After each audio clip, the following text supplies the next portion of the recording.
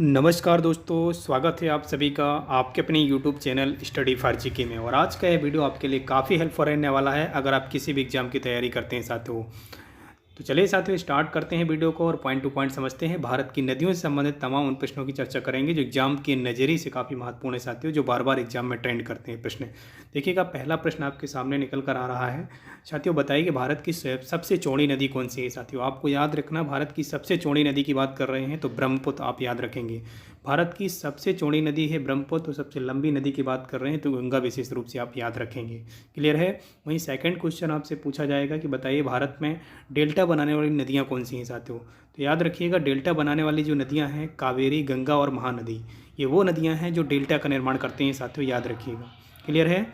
Next देखिएगा, वहीं हम बात कर रहे हैं नेक्स्ट क्वेश्चन की। क्वेश्चन नंबर थर्ड देखिएगा, भारत में कौन सी सबसे लंबी नदी की बात कर रहे हैं तो सबसे लंबी नदी की बात कर रहे हैं साथियों, याद रखिएगा गंगा। अभी जस्ट हमने चर्चा की है, गंगा जो है भारत की सबसे लंबी नदी है जिसकी लंबाई 2525 किलोमीटर है साथियों, आप याद रखेंगे। क्लियर है। चलिएगा नेक्स्ट क्वेश्चन देखिएगा, क्वेश्चन नंबर 4 देखिएगा, मोस्ट इंपॉर्टेंट है। बिहार में बहने वाली नदियों में से किसका उद्गम अमरकंटक में से होता है साथियों, याद रखिएगा। अमरकंटक की पहाड़ी मध्य प्रदेश में स्थित है और अमरकंटक से निकलने वाली नदी जो बिहार में भी बहती है साथियों, आपको याद रखना है, जिसका नाम है सोन नदी साथियों। सोन नदी का नाम आपको याद रखना है साथियों। क्लियर है। चलिएगा नेक्स्ट देखिएगा साथियों, नेक्स्ट क्वेश्चन है आपका, भागीरथी और अलकनंदा। भागीरथी और अलकनंदा गंगा में कहाँ पर मिलती हैं। भागीरथी नदी और अलकनंदा नदी गंगा में कहाँ पर मिलती हैं तो ये साथियों देवप्रयाग नामक स्थान पर मिलती हैं साथियों, आपको याद रखना है। इसके साथ जब भागीरथी और अलकनंदा का मिलन होता है तभी से इसका नाम गंगा स्टार्ट होता है साथियों, आपको याद रखना है। नेक्स्ट देखिएगा, क्वेश्चन नंबर 6 देखिएगा, तवा किसकी सहायक नदी है। मोस्ट इंपॉर्टेंट है, याद रखिएगा, नर्मदा की सहायक नदी है। नर्मदा का उद्गम मध्य प्रदेश की अमरकंटक नामक पहाड़ी से होता है जो पूर्व से पश्चिम की ओर बहती है साथियों, वो मध्य प्रदेश की जीवन रेखा कही जाती है साथियों। वहीं हम बात करें नेक्स्ट क्वेश्चन की, देखिएगा, किस नदी को बिहार का शोक कहा जाता है तो बिहार का शोक कोसी नदी को कहा जाता है। भयंकर बाढ़ लाती है कोसी नदी बिहार में, इसलिए बिहार का शोक कहा जाता है कोसी नदी को साथियों। क्लियर है। नेक्स्ट क्वेश्चन देखिएगा, यहाँ पर बात करें क्वेश्चन नंबर 8 की, तो क्वेश्चन नंबर 8 देखेंगे आप, विशेष रूप से ध्यान दीजिएगा। कौन सी नदी विशेष रूप से ध्यान दीजिएगा, कौन सी नदी बंगाल का शोक कहा जाता है, कौन सी नदी को बंगाल का शोक कहा जाता है तो मोस्ट इंपॉर्टेंट है दामोदर नदी। दामोदर नदी भयंकर बाढ़ लाती है, कहाँ पर, ये बिहार में, सॉरी बंगाल पर, इसलिए इसे दामोदर नदी को बंगाल का शोक कहा जाता है। नेक्स्ट क्वेश्चन है आपका, कौन सी नदी भ्रंश द्रोणी से होकर बहती है यानी भ्रंश घाटी का निर्माण करती है तो नर्मदा नदी। नर्मदा नदी मध्य प्रदेश में अमरकंटक पहाड़ी से निकलती है, पूर्व से पश्चिम बहती है साथियों और दो पर्वतों के बीच बहती है। दो पर्वत कौन कौन से, नीचे आपका सतपुड़ा यानी दक्षिण में सतपुड़ा और उत्तर में आपका विंध्याचल पर्वत। तो दो पर्वतों के बीच से बहती हुई नर्मदा नदी इस टाइप से पूर्व से पश्चिम की ओर बहती है साथियों, तो भ्रंश घाटी का निर्माण करती है नर्मदा नदी साथियों। क्लियर है। नेक्स्ट देखिएगा साथियों, नेक्स्ट क्वेश्चन देखिएगा, मोस्ट इंपॉर्टेंट है, प्रायद्वीपीय भारत की सबसे बड़ी नदी कौन सी है। प्रायद्वीपीय भारत की सबसे बड़ी नदी की बात कर रहे हैं तो गोदावरी बात कर रहे हैं। गोदावरी मोस्ट इंपॉर्टेंट है, महाराष्ट्र नामक स्थान पर बहती है, महाराष्ट्र में बहती है गोदावरी नदी, विशेष रूप से याद रखना है। और भारत की पवित्र नदी कौन सी है तो पवित्र नदी है साथियों गंगा। जी हाँ, गंगा भारत की सबसे लंबी नदी है और पवित्र नदी भी आपकी गंगा है साथियों। चलिएगा नेक्स्ट क्वेश्चन है, नेक्स्ट क्वेश्चन देखिएगा, मोस्ट इंपॉर्टेंट है। यहाँ पर गंगा को बांग्लादेश में किस नाम से जाना जाता है।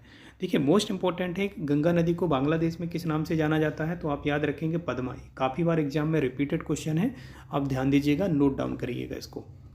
नेक्स्ट क्वेश्चन है आपका 13 क्वेश्चन देखिएगा, गंगा और ब्रह्मपुत्र की संयुक्त जलधारा किस नाम से जानी जाती है तो गंगा और ब्रह्मपुत्र जब नदियाँ मिलती हैं दोनों तो ये मेघना कही जाती है साथियों। क्या कही जाती है, मेघना। तो विशेष रूप से आपको याद रखना है, गंगा और ब्रह्मपुत्र के मिलन को मेघना कहते हैं साथियों।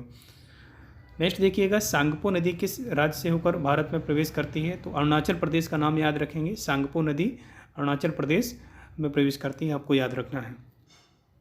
नेक्स्ट क्वेश्चन देखिएगा साथियों, अगर अभी तक आप चैनल में नए हैं तो चैनल को सब्सक्राइब जरूर कीजिएगा। जी हाँ, बेल आइकन को जरूर ऑन कीजिएगा साथियों।